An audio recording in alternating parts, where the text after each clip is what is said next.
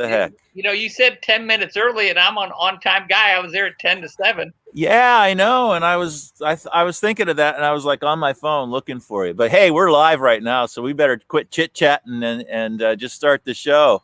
Hey, everybody! This is oh, George, thank you. This is Michael McCullough, Mac from Willard Library, and George, I'm broadcasting from Burley Corners in Penfield. You know where Burley Corners is? Yeah.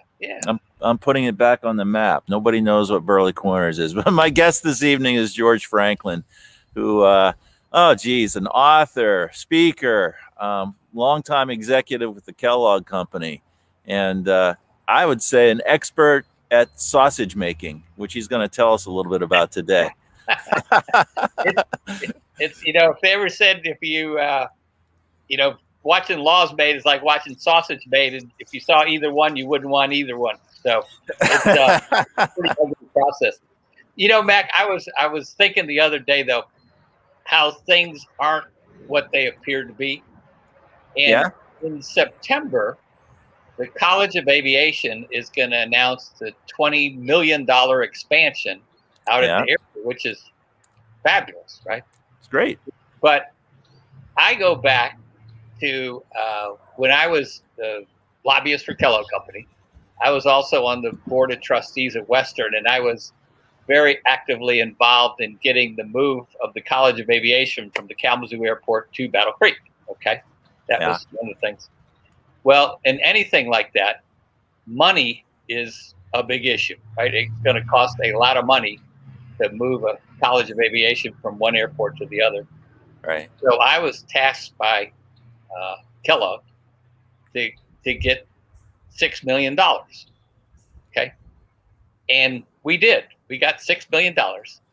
But if you walk into the airport, the old airport building at the College of Aviation, there's a plaque on the wall.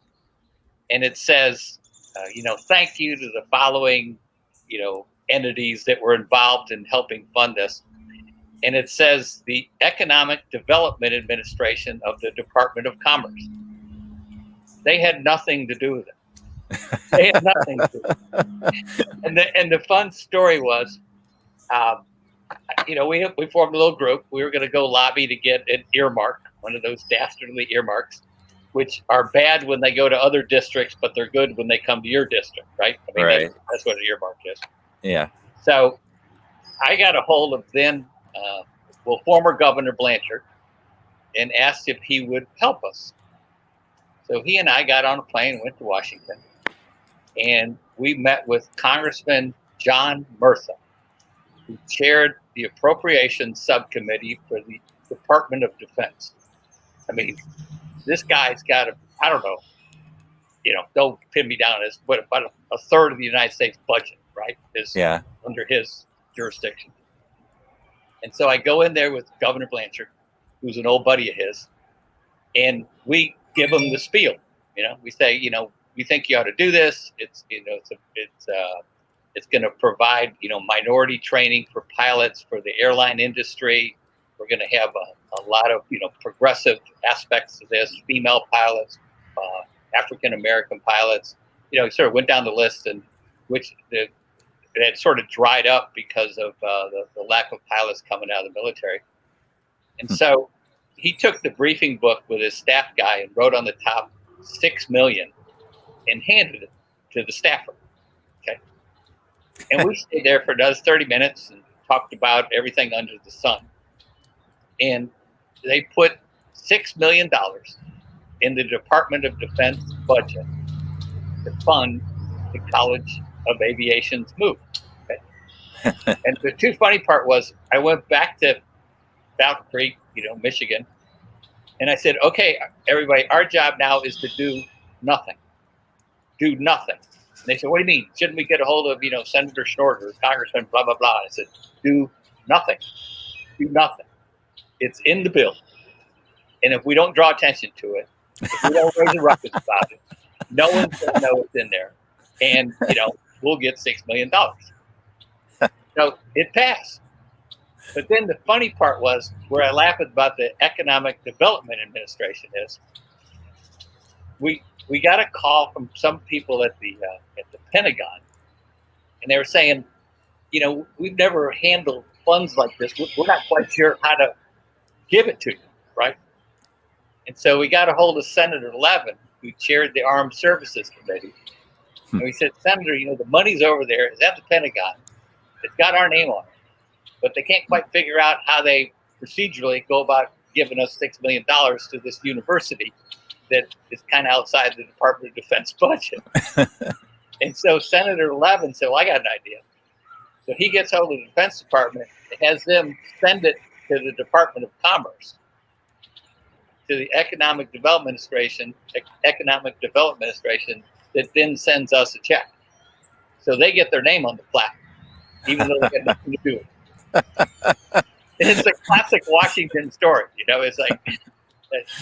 Well, part of what I'm laughing, and we'll talk about your book a little bit later, but I read a lot of it, not all of it yet, but a lot of it. Yeah. Incentives. This is your latest book. It came out in January. And just a few things you said in your little anecdote kind of reminded me of some of the funny exchanges that go on in this book. But before we talk about that, let's talk about you. I mean, you were with Kellogg Company from 1975, you said? Well, 76, when I got out of, and some old Battle Creek people will remember some of these names. I graduated from law. I worked on Capitol Hill, went to college and law school at night. And then in 1976, I had a law firm with another guy, and Kellogg didn't have anybody in Washington at all. Okay. And people might remember the shared monopoly case. And Kellogg was in an antitrust case with the Federal Trade Commission. And the remedy of the case was to break the Kellogg Company into 3 separate companies.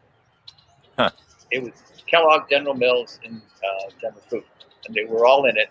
And they were going to break Kellogg into 3 companies, General Mills into 2, and General Foods into 2.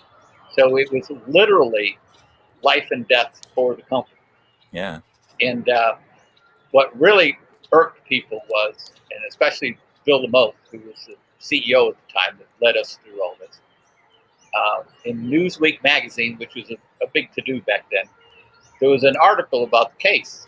And they asked the lead lawyer for the Federal Trade Commission, they said, this theory of shared monopoly, it could apply to autos and tires and rubber and all these concentrated industries. They said, why did you pick the cereal industry? And the guy was quoted, he said, because they lacked the political clout to muddy the water. I mean, he was just forthcoming. It had nothing to do with law, it was politics. Yeah, And Bill Lamote recognized that. So anyway, that was a long-winded way of saying, I started doing work for Kellogg from 76 to 80. And then I went full-time with Kellogg in Washington in 1980. Yeah. And then I was with Kellogg until 2005. And so I read a piece in the Enquirer, Battle Creek Enquirer, written a few years ago. I mean, you kind of you went off to school, but you quit going to school and you got a job with somebody and you got interested in politics. And he said, go get your degree and don't come back until then, or something like that. Yeah, he was this congressman I was a gopher for. He was a congressman from New Jersey, and I was the gopher. I drove the car, ran the errands, did all that stuff. Yeah. He told me he was going to fire me unless I went back to college. That's an incentive. I worked for him, and then went, like I said, college and law school at night working for him. Yeah. And so how did you end up? Well, for one, how did you end up even thinking about being a lobbyist? I mean, how did that come about? Well, when I was the gopher, I used to watch these lobbyists come in. And, it's funny, everybody's got this pejorative, it's like a pejorative term, being a lobbyist. Well, yeah. And journalists too. yeah. You guys are in the boat with us now. But what's interesting is that it's every organization, right, left, conservative, liberal, Republican, Democrat, they lobby. Okay, so if you're against lobbyists, you're against Planned Parenthood and the Sierra Club. You're against Right to Life and the NRA. I mean, they all have lobbyists. Right. And I used to watch these lobbyists come in and say, wow, you could have a lot of impact on what goes on. And there's also this misconception, I'm kind of digressing for a second, but people think you're a business lobbyist. And they think, oh, well, it's you versus the consumers, or you versus the do-good groups, or you versus, it's usually business versus business. It's cutting up the economic pie. Yeah. And so the reason I wrote the first book, Raisin Bran and Other Cereal Wars, was I worked with a lot of really smart people at Kellogg. And a lot of them had, MBAs from fancy schools. And I realized the one thing they didn't know anything about was government relations. Yeah. So when I was on the board at Western, I called the dean of the business. I asked her, I said, you teach government relations? And she said, oh, no, that's political science. And I said, well, every major company in the United States has a government relations department, just like they have sales, finance, and marketing. But they just act like it doesn't exist. Yeah. So I wrote the book. I call it a plane ride overview. The first book, you can read it a couple hours. Down in Florida. Uh-huh. And it's not philosophy. It's not theory. It's true stories of what I did as a lobbyist for Kellogg Company around the world. That's what it is. So people can at least have some idea. Some business students can at least have some idea what that guy or woman down the hall does when it says government relations.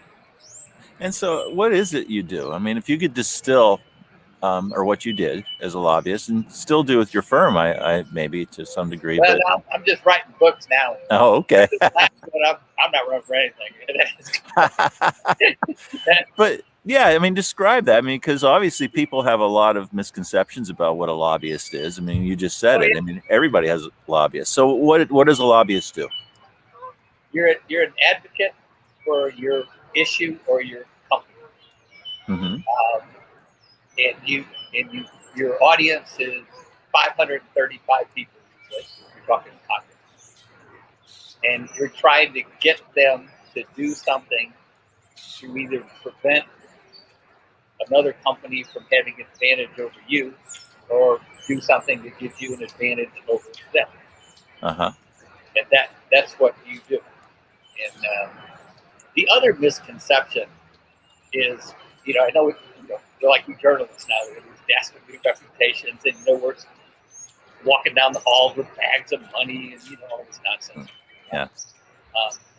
And actually, lobbyists, it's exactly the opposite of the narrative. Because all you have to sell is trust and confidence and facts. And let's put it this way. I've known Senator Debbie Stabenow since she was state. Okay? Yeah. Well, I guess at one point I could have come by and sold her real goods, told her something about an issue that was either incorrect or misleading or politically stupid for her to do. And, pull a fast one on her and get away with it. If I ever did that, I'm out of business forever. Right. If she can't trust you, if elected officials can't trust you, you're out of business. That's all you're selling. Because when you see one of them in the hallway and you say, hey, congressman or senator, you really shouldn't do this, or you should do this, or it's going to affect your district this way or that way, and you're giving them a line of BS, they're never going to trust you again, and you're out of business. Yeah. So the narrative's the opposite of the reality. Yeah. Yeah.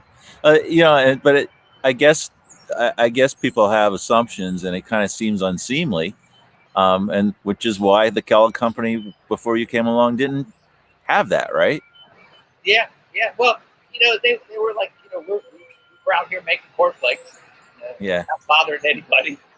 What do we need to be worried about Washington about? Yeah. And then all of a sudden, this rude awakening with a case that was going to destroy. And it would have destroyed Battle Creek back then. I think I'm right. I think in 1980, when I started full time at Kellogg, there were 5,000 people working in that Yeah. Yeah. And what kind of company was it? I mean, I've met a few people that worked back in the day there, and they said it's completely different. It was like a family. It was like Yeah. a family company. Oh, it was terrific. I mean, I love. I think it's a great company now. I mean, I don't know people like I used to. I've been gone. Yeah. But no, it was very. It had a. It operated. It wasn't hierarchical, but I went to other big companies, and there was like going top floor at Kellogg was the fifth floor. So go to the top floor at P&G or go to the top floor at Coca-Cola was you like going to Vatican or something. Oh, Uh-huh. top floor. And Kellogg was more kind of wander down the hallway and say hello. In fact, the building, this would be of interest to people. When the new headquarters, existing headquarters was built, it has two quote towers with escalators and ramps running between the two. Uh-huh. And it was designed that way on purpose. The company that came in and designed the building said Kellogg Company depends on a lot of casual contact. That's how you do business. You see somebody on the escalator and say, hey Joe, and you see them stand over the side and talk. Yeah. P&G was known for memos, right? You had to write everything in memos. Memos up and down the food chain. But Kellogg was casual contact. And it was interesting because the way the building was designed actually worked. I mean, I think it was very effective. Yeah. Huh. So what were some of the biggest things that you worked on for Kellogg on their behalf? I mean, you mentioned one. I mean, that would have been devastating, obviously, to the city and Yeah, the company. yeah. I always tell people my first season was the Super Bowl, and then I went back. I mean, a couple of interesting ones though, and some were political, some were South Africa. Yeah. Kellogg insisting on staying in South Africa. A lot of your listeners, viewers, I guess we're both listeners and viewers, Yeah. would know Joe Stewart. Yeah. He was my boss, and we were assigned a situation with South Africa with a lot of domestic pressure to leave South Africa. Right. Here's Right. a fascinating story. Um, literally saved a person's life.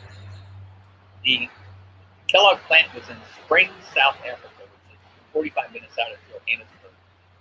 Kellogg was the only company that went ahead and recognized a black trade union called SOC. It was illegal to do so, but we decided we were just going to treat the plant in Springs like we would the plant in Omaha. So we recognized the black trade union. It was run by a person named Christopher Lamini, African black. He was the head union leader. He was also the first vice president of the Council of South African Trade Union, illegal black sort of AFL-CIO. Yeah. And he was also a member of the African National Congress, which made him basically, in the eyes of the South African government, a terrorist. Yeah. And Joe and I would go there and meet with Christopher every year and make sure that the things we were claiming we were doing, good things we were claiming we were doing. And You keep losing a little bit of audio, George. I don't know if you can. Yeah, that's a little better. Yeah. And then the nightmare we always worried about finally occurred. And I got a call one time from the plant manager, and black people had to live in what were called townships. Yeah. And I got a call from a plant manager that said the state police have come and taken Christopher away. And back then, when you got taken away, it was the Jan Smuts prison in downtown Johannesburg, where people magically fell out of windows, people magically hung themselves. This is the world we live in. So I called Bill Moe, CEO. And said, this is our nightmare come true. They've taken Christopher. We don't know where he is. We're worried for the whole thing. Yeah. He said, "Get the. I want you to get a message to the ambassador in South Africa, Washington, who I sort of casually knew, and have him get a message from President Fogo. If Christopher is not released unharmed immediately, I'm going out the front door and announcing we are leaving South Africa." Wow. Wow, right away. Whoa, man. Talk about over my pay grade. I said, "You really want me to do that?" He said, "Absolutely." Okay. So Monday morning, I got a hold of the South African embassy. And I can't remember the ambassador's name. Anyway, I got a hold of his assistant and I said, "Could you please pass this message along from Mr. Boat to President Boat? Christopher is not released immediately unharmed. He's walking out the front door and announcing we are leaving South Africa." Wow. And you have to remember at this time, Howard Wolfe was the Congress from Battle Creek. Yeah. He chaired the Africa subcommittee. He was a major proponent of divestment. So the South African government, and that's why we could recognize the Black Trade Union, was afraid to screw around with us Yeah. because the last thing they wanted was having us pull the plug. Yeah. But anyways, Bill DeMoss got a call the next day from the president of South Africa saying Christopher would be released. But next day, unharmed. Huh. And the next time Joe Stewart and I went to South Africa, we met Christopher. And he said, if you hadn't intervened, I'd be dead. Wow. That's what happened. But then the fun part, the funnest story is Nelson Mandela's release. Christopher becomes a member of Parliament.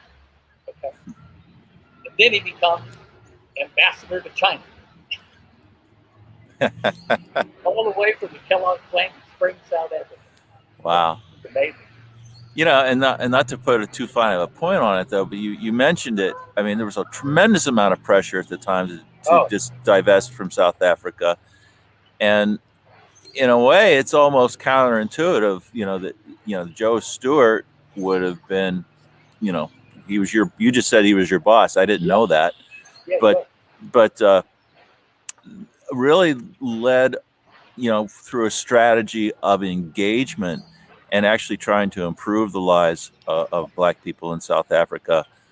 So running against I was pretty young then, but the prevailing feeling, the prevailing sentiment there was, get the hell out, and let's punish them. And Kellogg Company took a different track. At great political risk, economic.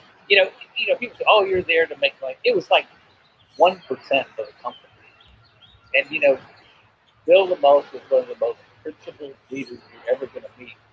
Huh. He said, "We're staying there because it's the right thing to do, and we're not going to abandon those people that work for us and have been there for us." And so, everybody wanted to fuel us with, "Oh, you're just doing it for the money." And if we were in it for the money, we would have bailed out. I mean, yeah. Here's another interesting though one when Kellogg did something a little more current that most people don't realize. But 9 days after 9/11, I took Muhammad Ali to ground zero. Huh. Here was an interesting. It was 9/11 occurred. We're in Battle Creek. Yeah. About Carlos Gutierrez was a relatively new CEO. And anyways, I get this call from over to Carlos. Sure, so I go to Carlos. And says, "I just got a call from Mayor Giuliani's office. And they realized that Muhammad Ali lives in Benton Park. And he is a Muslim who's spoken out against violence. And they want to know, could we help get him to New York?" He said, "What do you think?" I said, "Well, we got to do it." He said, "Okay." He said, "I want you to go with him." I said, "All right." So, I guess it was Monday, 9 days, anyway, September 20th. I get on the Kellogg jet, Kellogg Airfield, left about 6 in the morning. We'd arranged to reach Muhammad Ali, his wife, and these other people aged at the whirlpool hangar at Harvard. Mm-hmm. So we got there about 7 in the morning. And we got the 4 of them and me, the 2 Kellogg pilots. And we flew to White Plains, New York, where a police escort was waiting for us. We then went to White Plains. We made 3 different stops. The first place we went was the fire station, where all the firemen, all the people in there, basically all each other. Uh-huh. And it was unimaginable. People with flowers piled up outside, widows, relatives there. And the effect of Muhammad Ali fascinated me. He would get out, and people would start telling him, "Champ's here, the champ's here, how are you, how are you?" And people would come up and start bugging him. He was pretty ill. People ask me how much good it was. It was sort of 80% there, but one little moment I'll never forget on the plane is we were landing in White Plains. He said, "Tell me again what happened." And I said, "Well, Champ here, we prepare with us." And they flew in the building, killed thousands of people, thanks to Uh-huh. And he looked at his wife and said, "They're not mad at me, are they?" No, no. Mm. And so anyway, so he had like a skit. I learned after being all day with him. He would kind of get up and he hold his fist up like that and would pretend like he was punching him. But just the excitement of him, it was just fascinating watching. People, total strangers, just break down crying, hugging him, Yeah. thanking him to be there. But then we went from there to the docks where they had the missing persons set up. And they had the stall set up, and there were thousands of people in the rubble missing. They had a wall with, once again, 300 pictures. Walk. And he came in and insane.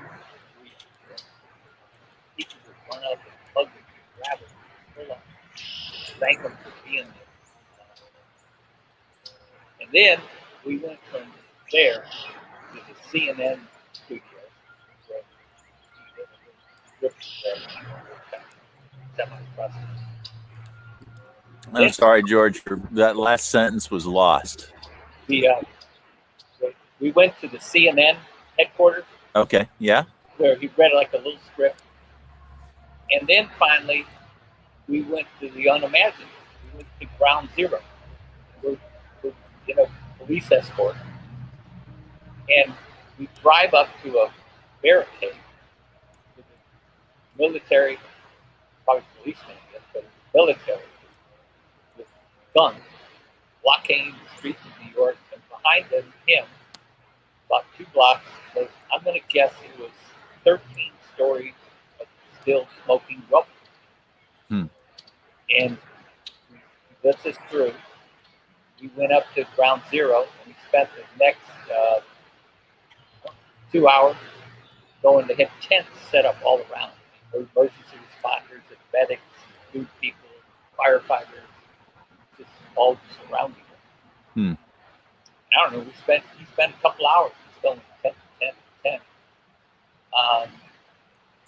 Then we went back to White Plains, got on the plane, flew back to Benton Harbor,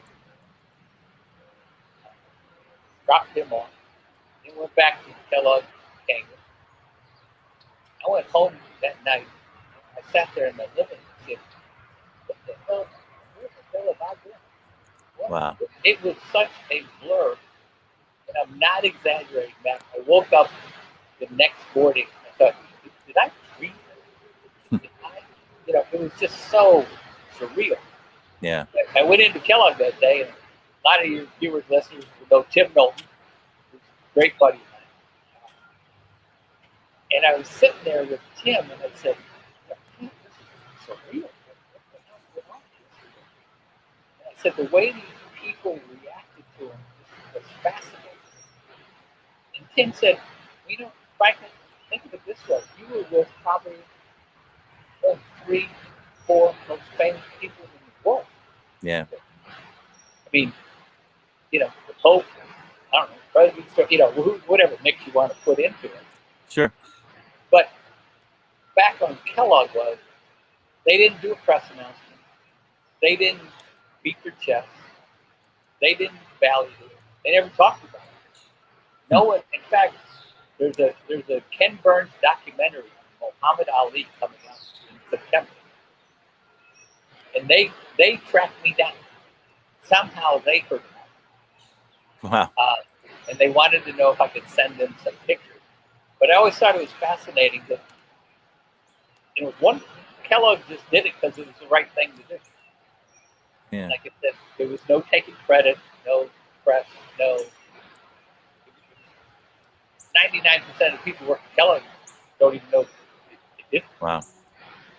Great. Yeah. All this is definitely What's yeah? I mean, amazing things you must have seen. I want to talk a little bit about. I mean, this book is a hoot. Incentives, and when you were talking about the College of Aviation, and I'm not equating what you're saying there with what I've read in this book about dropping. Well, it'll help African Americans. It'll help this. It'll help that. But this book, you got a bunch of rogue characters doing some, and they're dipping into the pot. On one hand, they're like free marketers, but they're all about getting into the public dole, and they do that. I mean, it's totally insincere. How real is that? I mean, how much of that have you seen? Well, the basis of it went back to a lot of my career at Kellogg, right? And it's all just such part of the system now. But these business people, first of all, I think you ought to be able to laugh at yourself a little bit, what that book is all about. Okay? Yeah. And the economic development entity was Battle Creek First, right? So it's Battle Creek Unlimited and Southwest Michigan First put together. It's kind of fun to see those Battle Creek references in the book too. Oh yeah, well it starts in Battle Creek. Yeah. And, the old coffee shop, the Brownstone. Brownstone, yeah. I used to go to Brownstone. I used to go there a lot myself. But it's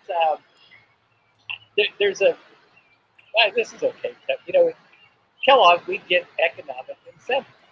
Yeah. We go to state. And part of my job was to go to the state and say, look, if you give us a tax credit of X zillions of dollars, we're going to do all these wonderful things. Okay. And the book in there you'll see is dedicated to Rob Kraft, who is the director of state taxes of Kellogg. And he and I were the mutt and jet, right? So I'd go talk to politicians, and he was the numbers guy because it's all tax driven, how they give you the credit. But we used to laugh because invariably something would happen. So we'd go get economic incentives from some Kellogg plant somewhere.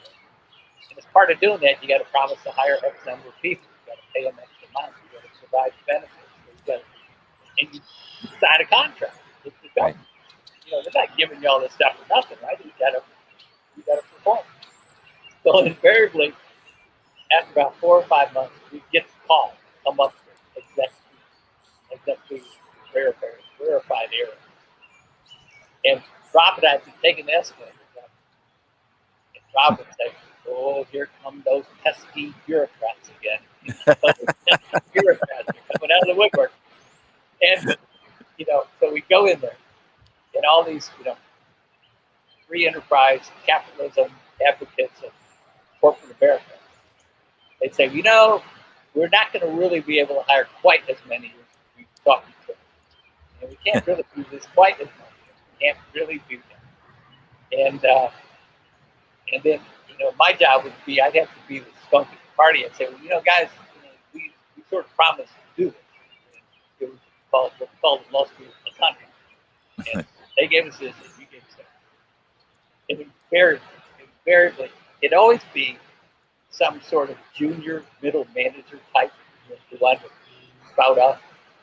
He'd say, they don't understand the free enterprise system. And Rob and I would always about to go, God save us, God save us. Here goes Junior Bucky's going to give us a lecture after they've been wallowing in the government trough, right, getting the money. And they never clicked the hypocrisy of that statement in the context of what we're doing. So the book is a good-natured fun, and if I do say, it's been getting great reviews. There's a big Midwest review coming out where it sort of reached my. Have you ever heard of Carl Hyacin? Yeah. Yeah. Well, in this review coming out, they said it reminds them of Carl Hyacin. Huh. Because, I got corrupt politicians, unscrupulous business people, scoundrels, scallywags. They're all in there. But the beauty of this stuff, man, is you don't need to make it up. Yeah. Right? And I won't be too off color here, but there's this in this book. There's this Dutch Reformed State Senator Jaap van Valkenburg and his wife Verdina. Okay? Well, they decided to take the economic incentive from the state of Michigan to open up a topless drive-through coffee shop. People say, "How do you think of that, Franklin?" I said, "Because they have topless drive-through coffee shops in Seattle, Washington. You don't have to make anything up. It's all out there." Yeah. You can't make stuff up like this. That's what we used to say in the news business. You can't make this stuff up. I mean, some of the crazy stuff you read about or write about. But people read the book, and like I said, I've been greatly relieved that I've got glowing reviews because I'm afraid some people are going to write and say I should be committed. But it's exaggerated. But there's just a grain of truth in everything, right? I mean, and honestly, we hear a lot more about crazy stuff now than probably we used to. Given the tenor of what Congress has become. And I know I wanted to ask you. I mean, I read a story today about the infrastructure bill and how, everybody is pulling out all the stops because everybody wants infrastructure, whatever they think of the White House or the bill or the size of it or the way it's being paid for. Just the jockeying that's going on to call in favors and to do favors, right? Yeah. Well, you got what, $2 trillion left. It's wow. Yeah. Something that's happened, and there's sort of one thing I've learned in the last few years. I don't lobby anymore. But in sort of my last few years of it almost flipped upside down a little bit. It used to be the senior members, committee chairs, subcommittee chairs, they had all the power. And you wanted to get an earmark, you had to go to one of them to get it.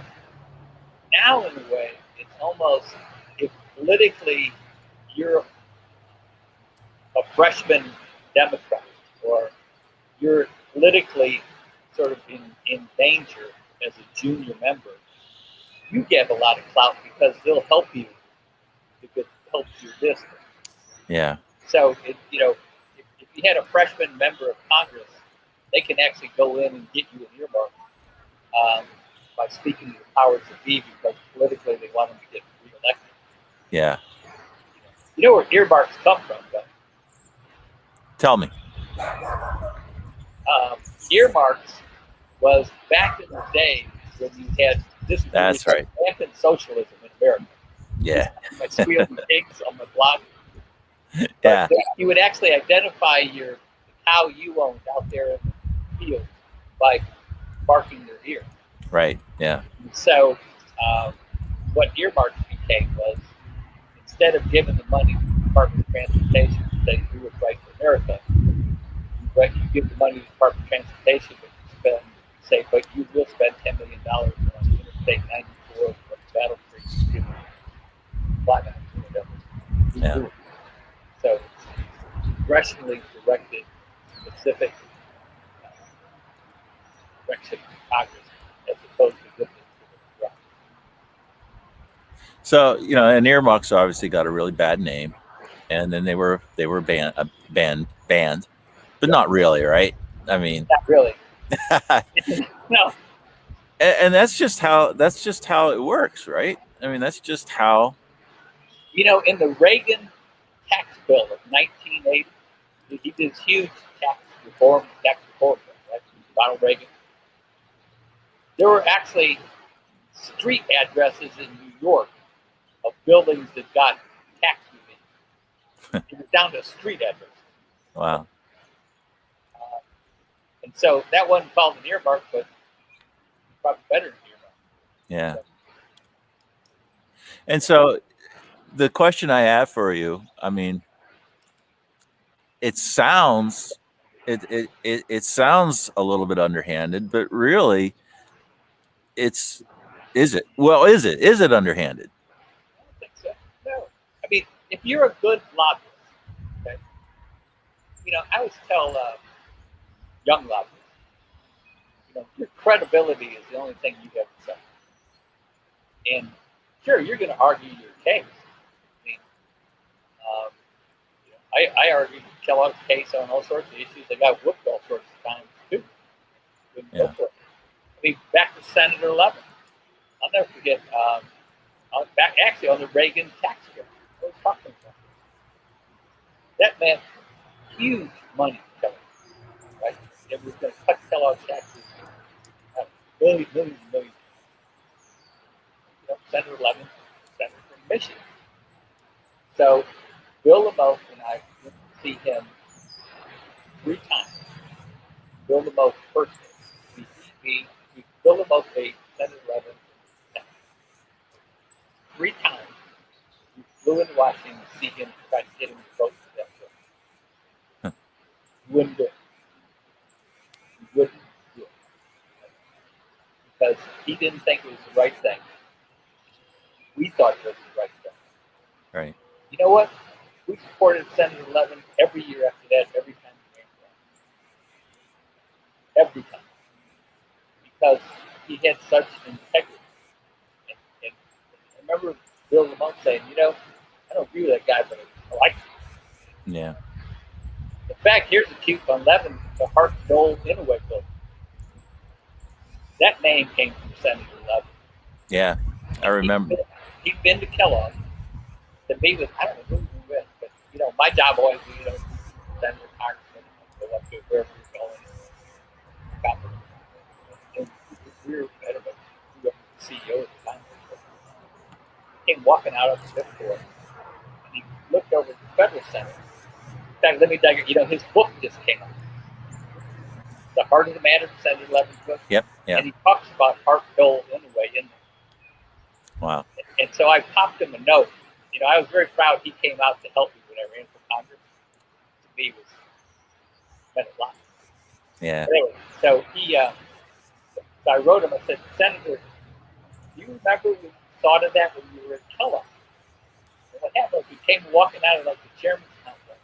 He said, we ought to name that building after the 3 senators. Yeah. And I'll never forget. He said, Hart's name has to go first because he's Michigan. I said, I get it. And then he, so he went back to Washington, and he said, I'm going to change the name of that thing to Hart Dole Inouye. Wonderful. But, and the way I recall that, I mean, this was at a time when there was just a lot of anxiety about whether the Department of Defense logistics would move out of that building, and we would be left with this huge building. Well, and Senator Inouye chaired the Defense Appropriations. Yeah. And that did slightly occur to Senator Levin. But they wouldn't want to eliminate a building named after him. Yeah. He quipped that too. So one more question about current events, and then it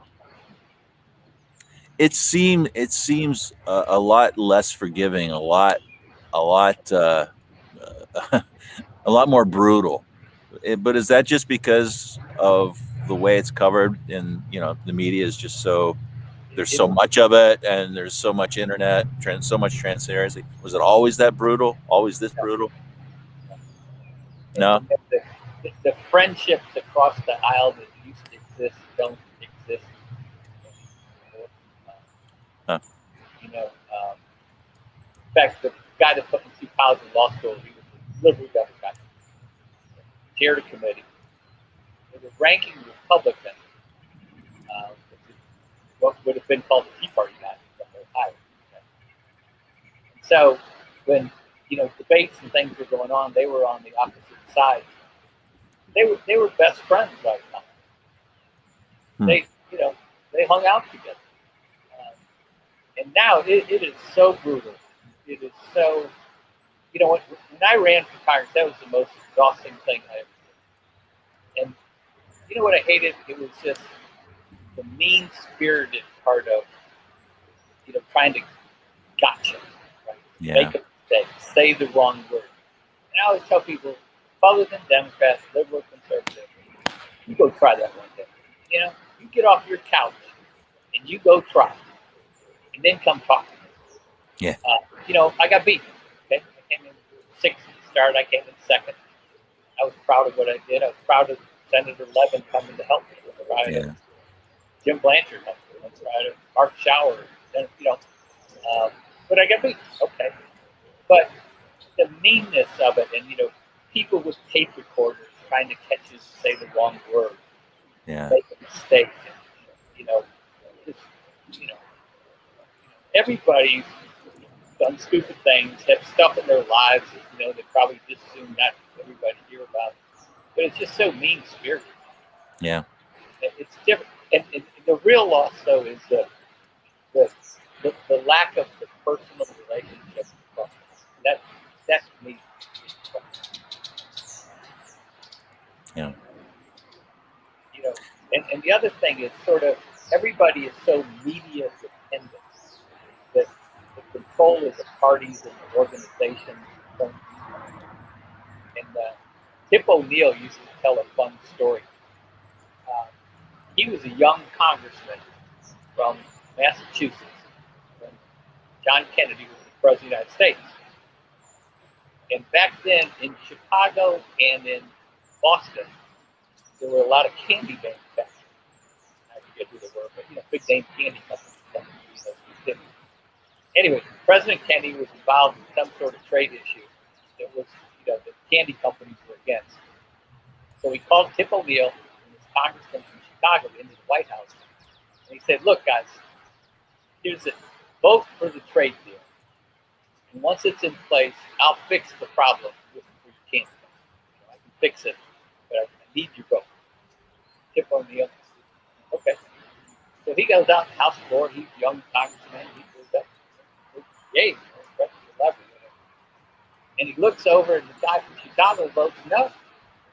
So he goes running over and says, "Charlie, what the hell are you doing? You heard the president vote this thing, and he's going to fix it." He said, "Yeah, I heard from the president. I also heard from Mayor Daley, and I'm voting against it." And so, that was back when there were cities with functioning parties and sort of the ability to deliver votes. And now it's people can get on Fox News and CNN vote. That's all. Yeah. Well, is it a pendulum thing? Will it swing back? What's your assessment? What's your prognosis, Dr. Franklin? Well, I'm the guy that didn't win. Remember that part. I don't think it gets better very soon. Yeah. I think it's pretty entrenched where we are. Yeah. All these cable news talking heads. Yeah. It's just vicious. It is. It is. But hey, we have humorous anecdotes from incentives. Yeah. Now tell people if they want to. You go to GeorgeFranklinAuthor.com. GeorgeFranklinAuthor.com. GeorgeFranklinAuthor.com. I've got a blog on there. fact, I think, Mac, I sent you the one about earmarks, about squealing. Yeah, I've read a couple of your blogs. Yeah, so that's it. But the incentives one is, I'm really proud of it because I never wrote fiction. And you're really putting yourself out there. But, the first two, I mean, writing books not easy. You're putting yourself out there. But the first two, I didn't have to dream anything up. I just reported what I did. It was yours, right? I was sort of you, Matt. I was a journalist in a way. Here's the second book. So you think you want to run for Congress? Yeah, and then you have to be committed to want to do that. So, yeah. And then the first book, I can't get my hands on it, George, because it keeps getting checked out of the library. But Raisin Bran and Other Cereal Wars. So, yeah, that's all about lobbying for Kellogg and some great Kellogg history. And there's some. I think most people thought it was pretty funny. I mean, stuff you run into and things you do. Yeah. One time, some people might remember when Dr. Cooper was the CEO of Upjohn, and he and Bill DeMoss were two peas in a pod. And they were leaders of an effort to get drugs out of the workplace. It's called Drugs Don't Work. Yeah. So I'm the Washington guy. Sitting there one day, I get this call from DeMoss. He said, "They're having an event at the White House, and I want you to go represent Kellogg. Drugs don't work for them." Okay. He says, "It's going to be in the Rose Garden." Okay, great. So I don't know anything about drugs. Okay, I know I'm against drugs. That's what I know. But I think just go there, sit in the chair in the Rose Garden, listen to the president, turn around, go home. Right? So I get to check in outside the White House. I said, "Oh, you're representing Mr. DeMoss." I said, "Yeah, you're in the front row."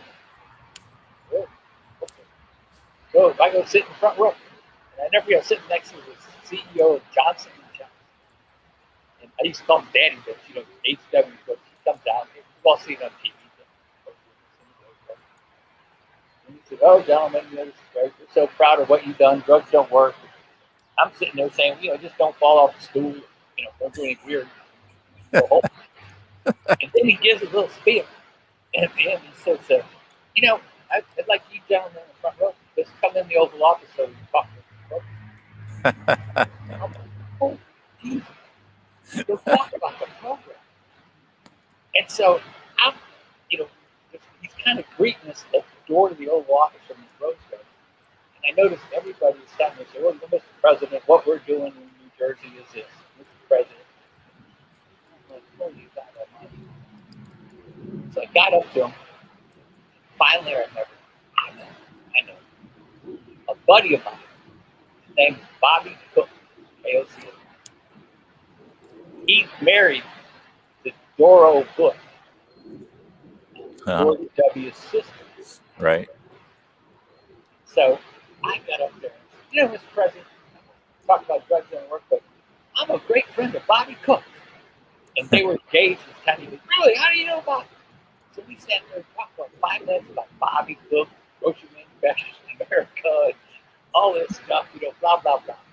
And so, went in, and they didn't do anything weird. I went back and wrote a note back to headquarters and said, "Met with the president, meeting went great, fine conversation." You talk about almost having a heart attack. It's a good lesson, though, that having relationships puts stories in your back pocket that you can divert attention a little bit. Yeah. I mean, down to divert. George, thank you so much for joining us. It was a pleasure having you. Again, we have these 2 books down at Willard Library. Come check them out. Get on the list. Wait a minute. You got to tell people to buy the books. Oh, I'm sorry. Buy the books. There you go. Check them out and then go buy them. By the way, in all seriousness, if anybody's got any questions about lobbying or anything, you can reach me through the website, GeorgeFranklinAuthor.com. GeorgeFranklinAuthor.com. All right. Well, it's been a pleasure. I'm glad you could join us. And stay with me. Don't move anywhere, George. I'm going to sign off here. Next week, folks, we have a real treat. We are peeks into the past. We are looking at the rehabilitation of the Shepherd House on Riverside Drive, one of Battle Creek's oldest brick homes, or maybe the oldest. And we have the guy that's Hans Stark, who is doing that work, and Randy Case, the local architect, Emily Powell, an archaeologist, and Kurt Thornton, everybody's favorite historian. So join us next week, 7 o'clock. George, thank you again, and everybody have a good evening.